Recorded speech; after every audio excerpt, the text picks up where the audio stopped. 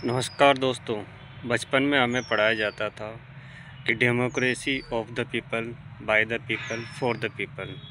लोकतंत्र में हम एमएलए चुनते हैं, एमपी चुनते हैं, मुख्यमंत्री चुनते हैं, प्रधानमंत्री चुनते हैं। हम इसलिए चुनते हैं ताकि हम जनता जनार्दन बनाया जाता है। लेकिन अगर आपका वोट ही चोरी हो जाए तो लोकतंत्र कमज़ोर पड़ेगा या नहीं? लोकतंत्र में चोरी हो रही है और ये आरोप राहुल गांधी लगातार लगा रहे हैं। अभी तक तो केवल महादेवपुरा और अलंग में एक एक विधानसभा का जिक्र किया जा रहा था, पर अब तो पूरे राज्य में फर्जीवाड़े हुआ है।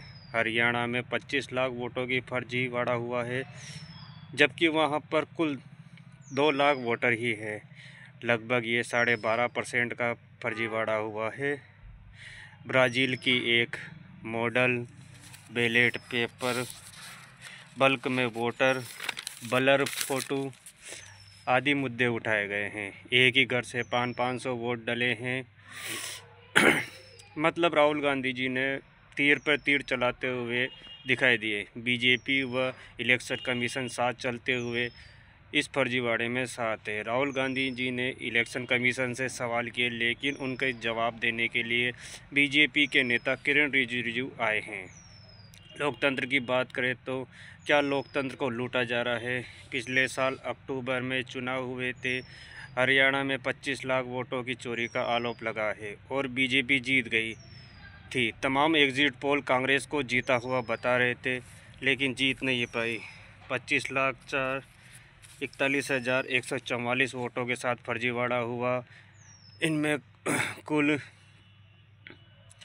2 करोड़ वोट थे। इसका मतलब हर 8 में से 1 वोट फर्जी है।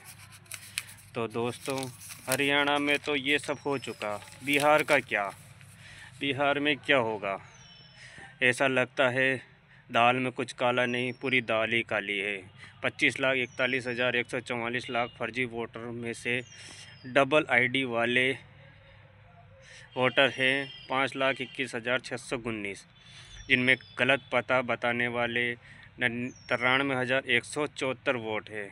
बल्क में वोट देने वाले 19,26,351 है। मतलब एक ही जगह से 20-20 वोट या फिर 500 आदमी एक ही जगह से।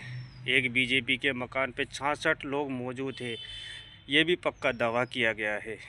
राहुल गांधी जी ने एक तस्वीर बताई है जो एक महिला की है, जो ब्राज़ील की एक मॉडल है। इसने 10 पोलिंग बूथ पर 22 बार मतदान किया गया। इसकी आईडी से वोट डाले गए। इसका कई जगह नाम स्वीटी, कई जगह सीमा, कई जगह सलमा दिखाया गया है। इसके बाद एक और महिला का 223 बार वोट डाला गया। अलग अलग वोट डाले गए, हर बार अलग अलग। कभी उम्र बताई गई है, कभी 45 वर्ष, कभी 25 वर्ष, कभी 23 वर्ष बताई गई है। इन सब के लिए कानून भी है दोस्तों। चुनाव आयोग कहता है यदि एक ही घर में 10 से ज़्यादा लोग रहते हैं या 10 से ज़्यादा वोट डलते हैं तो ग्राउंड लेवल पर वेरिफिकेशन होना चाहिए। और छोटे से मकान में 500 आदमी कैसे रह सकते हैं? और मकान नंबर 0 का भी क्या मैटर है, इसका भी कुछ समझ में नहीं आता। गलत पते वाले लगभग 93,174 वोटर है मकान नंबर 0, और पक्के मकान मिले हैं, जिनका वीडियो सबूत भी राहुल गांधी जी ने पेश किया है। इन सब पर चुनाव आयोग चुप रहता है। मुख्य चुनाव आयोग पर इतने गंभीर आरोप लग रहे हैं, इसके बावजूद भी चुनाव आयोग सीधे बात नहीं करता और चुप रहता है। अगर राहुल गांधी गलत आरोप लगा रहे हैं तो इनके खिलाफ़ FIR की जाए या फिर इनको जेल में बंद किया जाए, पर ऐसा कुछ भी नहीं हो रहा है। राहुल गांधी ने बोला ये बहुत बड़ा स्कैम है, ये केंद्र से हो रहा है। इस पर किरण रिजिजू ने, देश के संसदीय कार्य मंत्री है, जो इलेक्शन कमीशन को डिफेंड करने आए हैं।